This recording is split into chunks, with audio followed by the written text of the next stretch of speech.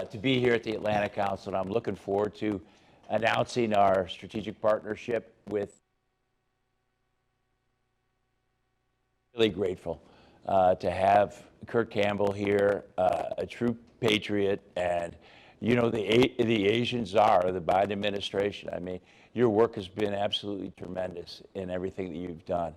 You know, maybe just to start off to talk about trust. You know, what was interesting for me was when I first came into government, I had about, you know, my first initial 60 bilateral meetings with my foreign counterparts, finance ministers, economic ministers. I would ask them, I would say, how's your relationship with China? And they would say, well, they're an important trading partner. But then it seemed like almost every time they look like both ways, and they lean and they go, but we don't trust them. So my question is, you've done a lot in terms of building allies and coalitions. You've been over Asia. How important is trust in our relationship with our allies, your work building alliances, and also vis-a-vis China? Yeah. Look, it's a terrific question, Keith. And let me just begin. I just need to say a few words. First of all, it's an honor and a privilege to be here at the Atlantic Council. I want to commend Fred as a terrific visionary leader. He has helped not only guide our nation's course, but has helped me personally deeply in a number of ways. In the aftermath of AUKUS, he was one of the few people that spoke with me and helped me, and I've been back to France and actually welcomed, which I'm grateful for, and so I appreciate all the work that he's done. And to you, Keith, one of the reasons that I'm grateful to be here, to our audience who doesn't quite understand the challenges of coming into government, particularly as there's been a transition in parties, one of the few people that reached out to me when I was appointed to offer counsel and advice, to sit down with me and explain to me what the challenges would be like once coming into the National Security Council was Keith Krog. So I am grateful for this opportunity to basically sit down with you, to talk with you about this new institute that you have founded and is going to help lead in Purdue, and I'm just thrilled that you're taking this on. And I will say one of the rarest things in government is continuity of programs. Right. Almost always a new government comes in and says, I've got a better idea, I'm going to do it differently. Almost Right. all the work that Keith did at the State Department with respect to trusted networks, the Blue Dot initiative, have been followed on in this administration. In many respects, that's the highest tribute. So the question of trust is an incredibly important feature of diplomacy, particularly in Asia, Keith. And Yeah. it is a complex and very rare ingredient, I would say. And so, you know, there's the trust at the national level, there's the trust at the personal level. I myself spend an enormous amount of time trying to develop a sense of predictability, try to understand the perspective of counterparts that I sit across from. I find it, particularly during this period, you know, we are in the midst of a brutal, awful conflict in Ukraine. The ability to sit down with like-minded countries and individuals and explore common purposes and approaches is extraordinarily valuable. I will say, to be quite honest, I've done diplomacy in Asia for about 30 years. I had very close and trusted partners in the PRC in Beijing over the years. It's more difficult now. I'll just leave it at that. It's more challenging, and there are a host of reasons for that, and we can get into them.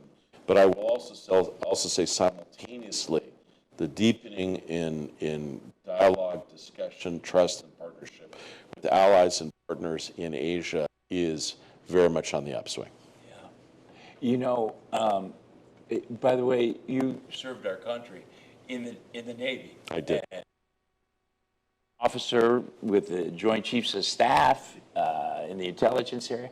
Actually, tonight I get an opportunity to go up and teach the midshipmen up at Annapolis. I've been asked to come up there and trust principle and the Clean Network Alliance of Democracies, the Harvard Business School case study. And it starts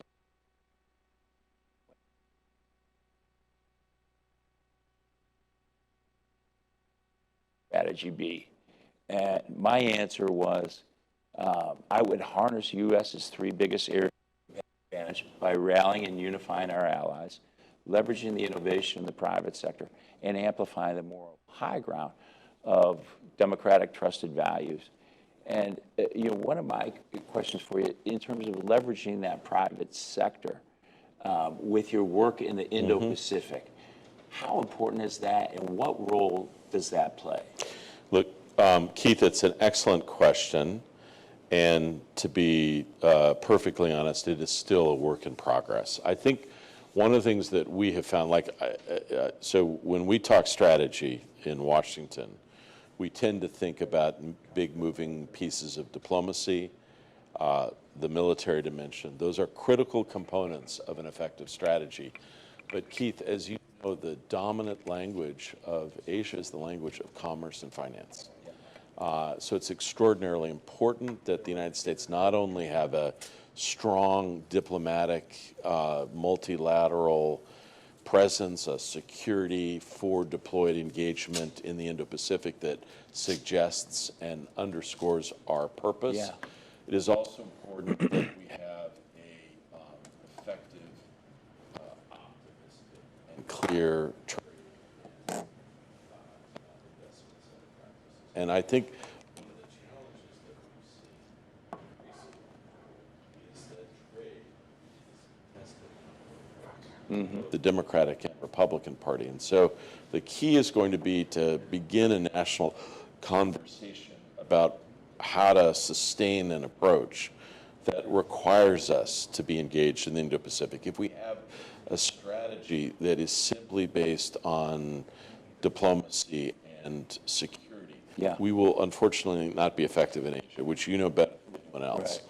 We've got to be able to basically seize the strategic heights of innovation, of trade, of commerce, in a way that's fair to American workers and to the people who are affected negatively by trade, but also to support the many positive aspects of that kind of interchange and engagement between the United States and our partners in the East. Yeah, it's so important.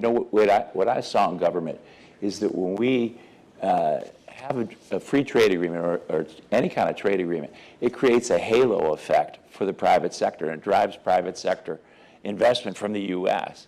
And when that happens, it also will drive our allies' private sector investment. That was one of the major initiatives that we really focused on in Taiwan. When I had a chance to go over there and be the highest-ranking State Department official in 41 years, and we did the Economic Prosperity Partnership, which Jose Fernandez, my successor, followed on with in the Science and Tech Agreement. It was leading to that trade agreement because, first of all, before I went over there, President Tsai lifted the beef and pork restrictions, which was a big deal. I could see the political capital it cost them. And we need to make sure that we treat our friends well. But the other thing, too, is in terms of defending Taiwan, we need our allies, and we want them to have that investment. Are there any thoughts there in terms of the kind of relationship we can do to strengthen that relationship with Taiwan, tighten those ties, and get our allies more committed? Yeah. Look, Keith, I think you point to what is a critical element of a bipartisan effort that needs to be sustained over decades. We believe it is in the foremost interest of the United States and the region to preserve and protect peace. Just a handheld. We try to communicate that very clearly, both to Taipei and to Beijing and the surrounding region. I think right now, one of the most important steps that we can take is to ensure that whatever happens as the tragedy in Ukraine plays out, that it is viewed in Asia as a cautionary tale, not something that can be replicated easily without just horrible consequences, and to remind everyone of those essential features of this terrible conflict that will have global implications. I think it is also important, Keith, as you described, is that in the past, the relationship between the United States and Taiwan, which is an unofficial one, as you well know, was only bilateral. But in truth, what we have seen over time is, even though this is an unofficial set of relationships, Taiwan is also developing closer ties with a range of countries. We believe it is in the interest of not just the United States, but many countries, not only in the Indo-Pacific, but in Europe, to help take necessary steps to sustain peace and stability. And that can be done a variety of ways, diplomatically, through diversifying certain kinds of economic and commercial arrangements. And it's also critically important that we sustain a careful and intense diplomacy with all key actors involved in the cross-strait circumstances. Yeah, and Taiwan has always been such a great friend, and they're a real role model democracy, not just in the region, but around the world. And they kind of dispel, Xi's myth that the Chinese culture needs an authoritarian government and not democratic. I think, look, and the truth is, Keith, if you look at the Indo-Pacific over the course of decades, it has been a remarkable area of American achievement, and we tend to not fully appreciate that. Right. First of all, just the peace and stability that the United States has helped undergird for a substantial period of time is important. Right. Second, the remarkable lifting from poverty of huge numbers of people, not just in Asia, but not just in the surrounding region, but in China. That achievement cannot be underestimated. Tremendous innovation across the board. And frankly, the establishment of countries that share our values and our principles. Absolutely. And we see that in Japan, South Korea, countries in Southeast Asia, and Taiwan. Taiwan as a critical player in the promotion of shared values and the effective pursuit of democracy.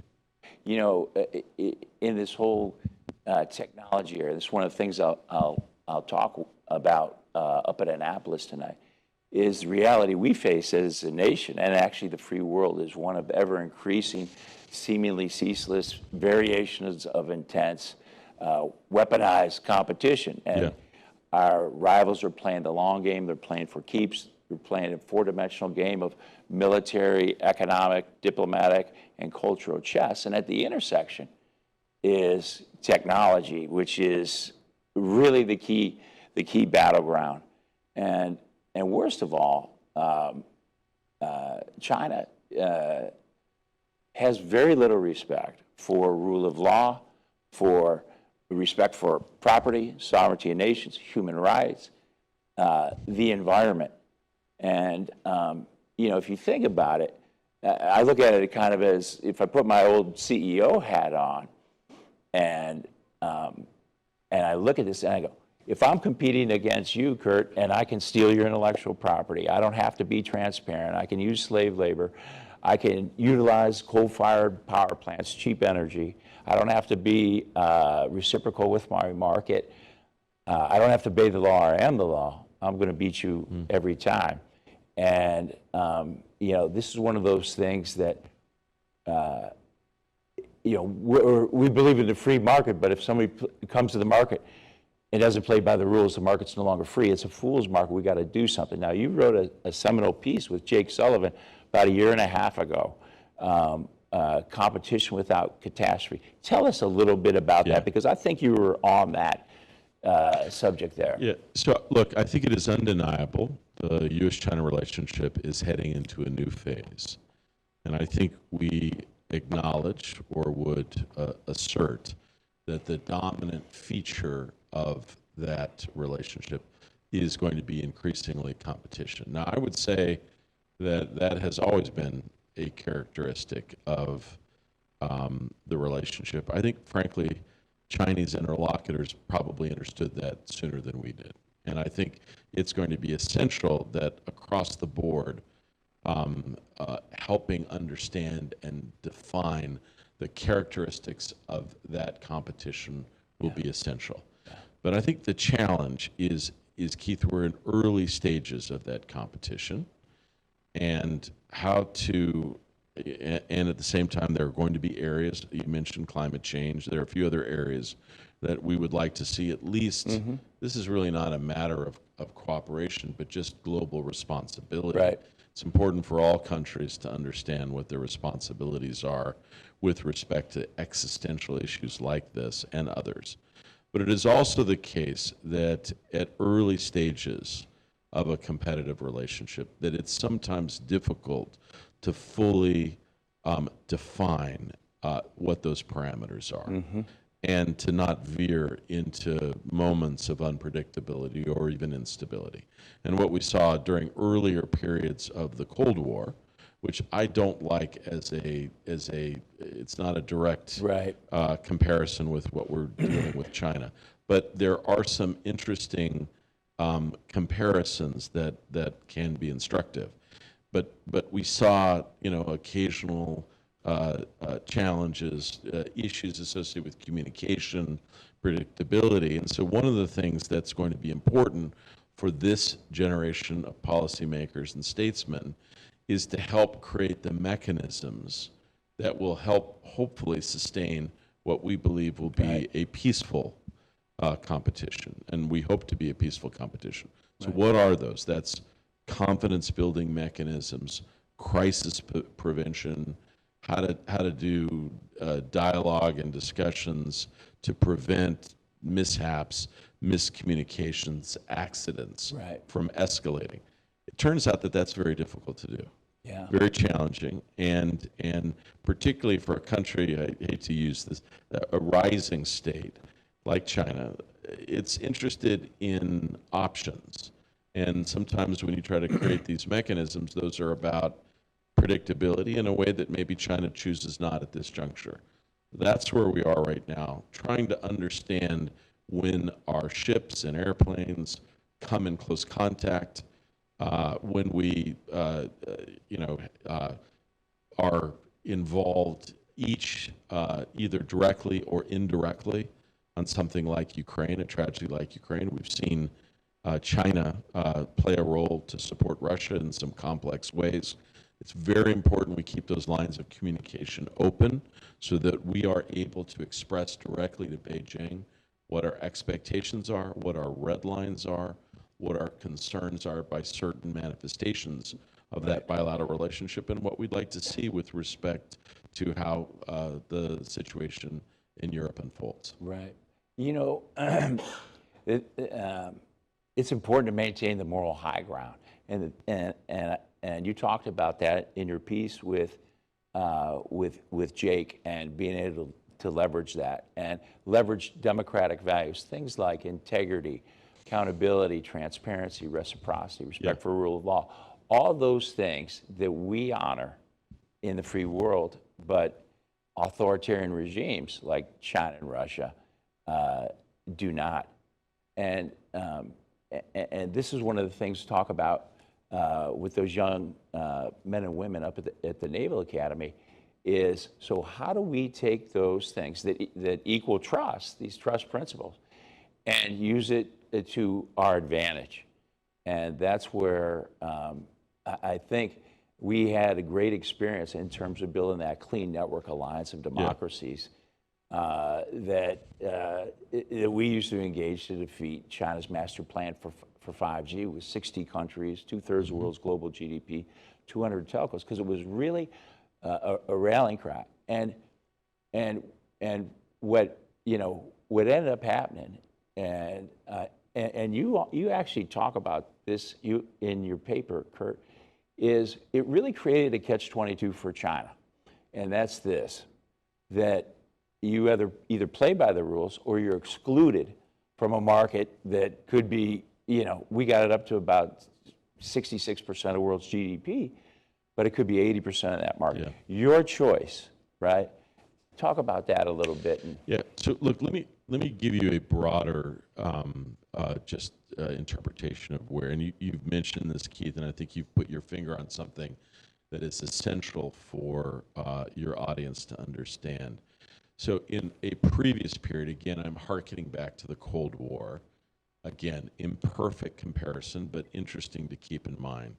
The coin of the realm, primarily, that to be effective as a policymaker or a commentator, you had to understand somewhat arcane elements of both military strategy and nuclear related strategy. And that was arms control, military balance.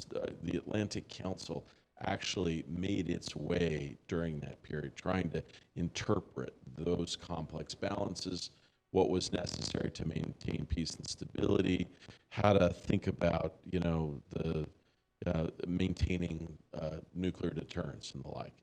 That involved an enormous amount of training up and study among a group of people, particularly civilians, when in the past, most of the people who'd worked on those issues had been military people, right? So Keith, let's introduce what you've worked on. Part of why you're on a mission is to help people understand that the nomenclature, the arena of defining competition in the current arena is in technology. Yep. It's 5G, it's quantum computing, it's artificial intelligence, it's robotics, it's human sciences. Yes. And frankly, it's those areas, cutting edge areas, where the United States must maintain its position on the commanding heights. Yes. And frankly, what we've seen through a variety of means is China moving much more rapidly to challenge us. Right. And our best way forward is not only to work with partners, allies, and friends, which frankly, you've done more than almost anyone in helping that, but also recognizing what steps do we need to take domestically. And this is very challenging. Absolutely. Because, to some, they say, wait, that sounds a lot like industrial policy. And we don't do that well, or we don't like that. And so that conversation that's ongoing now on Capitol Hill on the CHIPS bill, or what's now been, it's had many names, but this idea of how do we invest in cutting edge technology, how do we create ecosystems? We can't choose winners, but might help create bubble up winners. Right. So that's going to be an essential feature of our strategy to compete going forward. And I must say, Keith, one of the things that I'm grateful for is a huge part of my job is working with friends and partners up on Capitol Hill. I find a encouraging degree of bipartisanship around some of these issues of technology. So I'll just say that, number one. I will tell you on this larger question of values and like what we're trying to promote. My own experience is trying to remember my first couple of days at the White House this time around, and approaching the challenge of the health of systems with deep humility. And I think we need to acknowledge to our, like when we hold summits and meetings about democracy, we can't talk down to other nations because we have to realize now very clearly the many challenges that we face domestically. If you'd asked me 10 years ago, would it be possible, what we faced on January 6th? I would have said no. Yeah.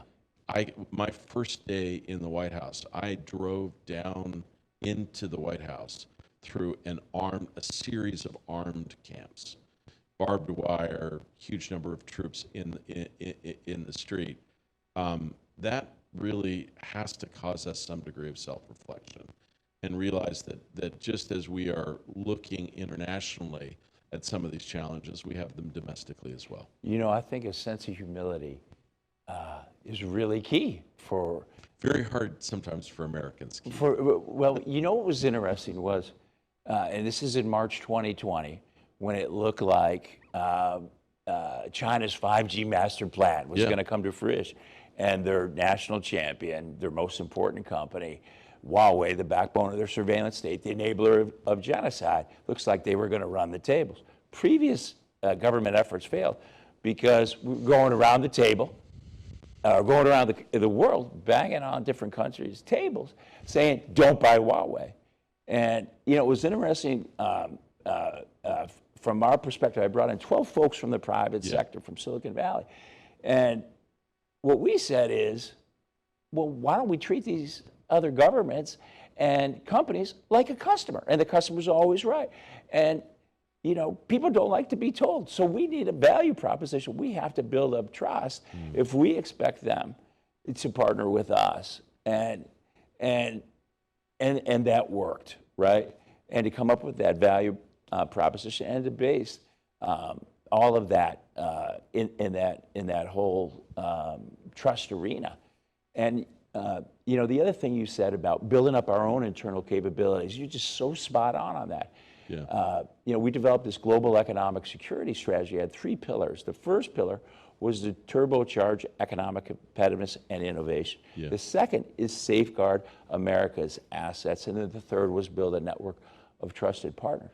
And in this area of turbocharge economic competitiveness and innovation, that's when, 2019, we approached Senator Schumer and Senator Young with the Endless Frontiers Act, which was $150 billion of federal research funding. Because I could see as a Silicon Valley guy, we need this. We also showed them how by that investment, that could drive up to $500 billion of private sector investment that would be matched by our closest technological allies. That's why we developed that, you know, what we call the Techno Democracy 10, or now it's the 12.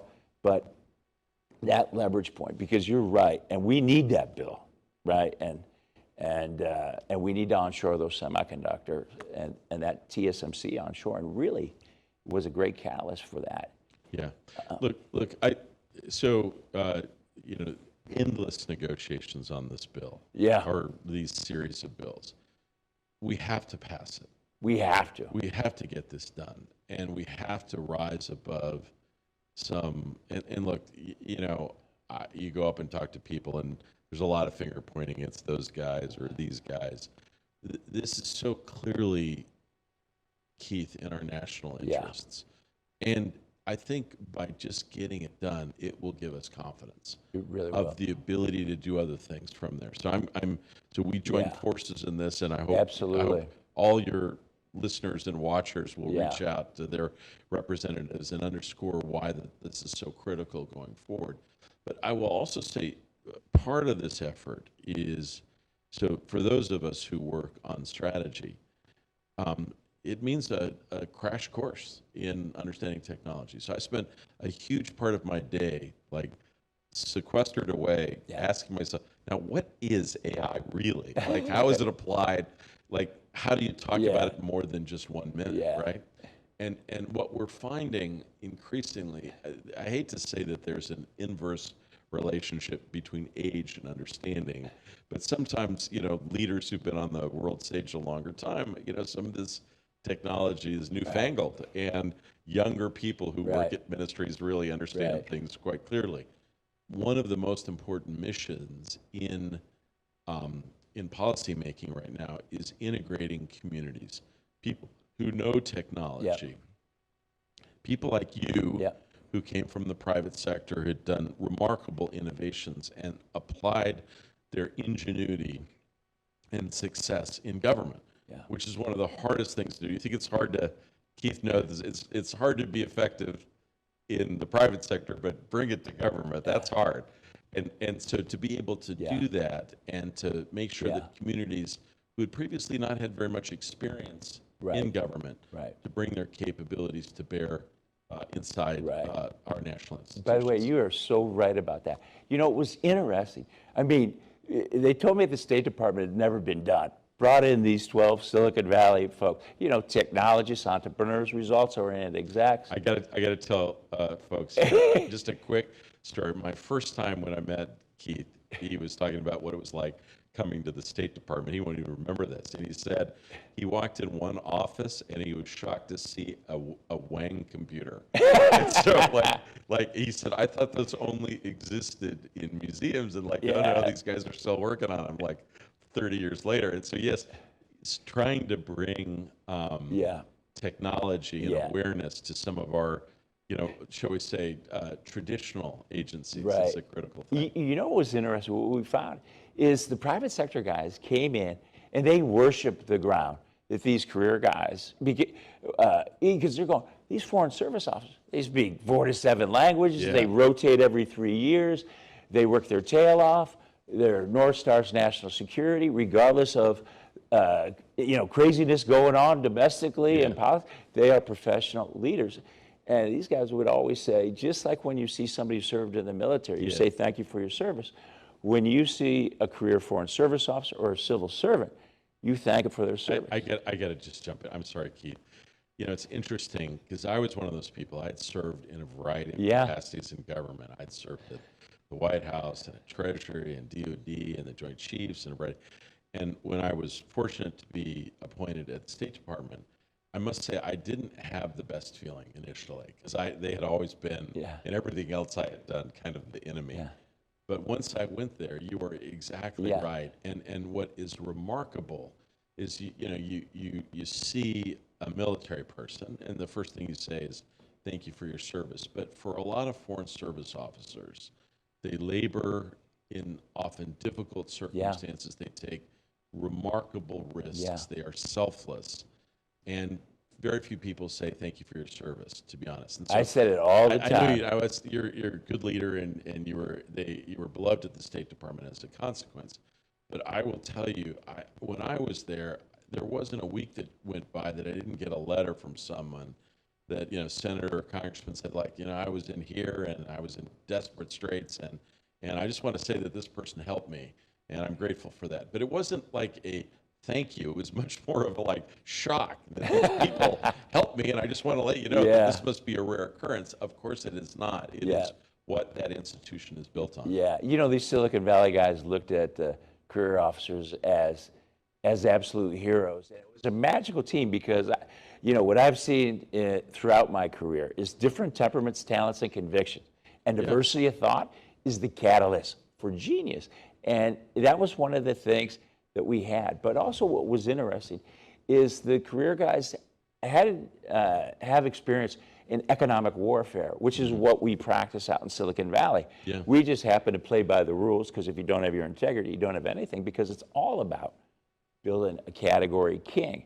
And that's what China has been doing. So this whole area of integrating high-tech strategies with foreign policy tools, based on the trust principle, this is something that they don't teach in state, DOD, Treasury, trade. And so this is what the Kroc Institute for Tech Diplomacy is all about, is to take those skills and not just train the world's diplomats in terms of our allies, but also the private sector too.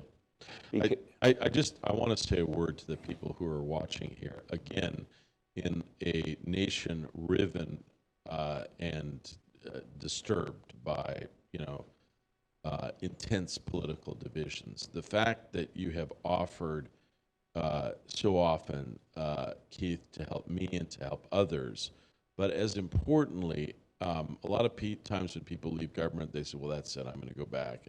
But the fact that you are continuing in your mission to help people understand the important qualities of an effective competition in technology, the kinds of domestic kinds of investments that we need to make, the kind of environment we want to create for our partners and friends. It's extraordinarily important, and that's why I was so grateful to have a chance to sit down with you today to kind of go through this.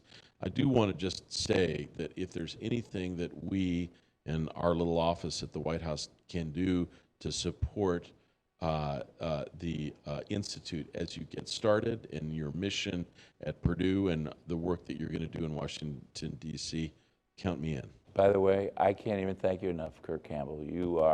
You're an American hero, and that is not true. Well, you can ask any of my daughters; they are not going to. They're not going to sign up for that. But look, I'm grateful for this. This is a terrific opportunity. But I do want friends and colleagues to understand that this is a mission that we all have to be engaged in. We all have to rise to the task. Absolutely. And if we are not successful in some of the work that Keith has laid out, that we've tried to follow through on, we are going to lose a competition is not just a continuing process. Like, you got to be able to measure yourself, and there are areas, honestly, that we just need to do better. Well, I look forward to working with you, because we have this commission for a global technology security strategy, working with allies, private sector. And I hope that'll be helpful. Count on me. I'll reach over across. Thank you. All right. Thank you so much, Kurt. Pleasure. Thank you very much. All right. Thank you, everyone. Thank you, Atlanta Council.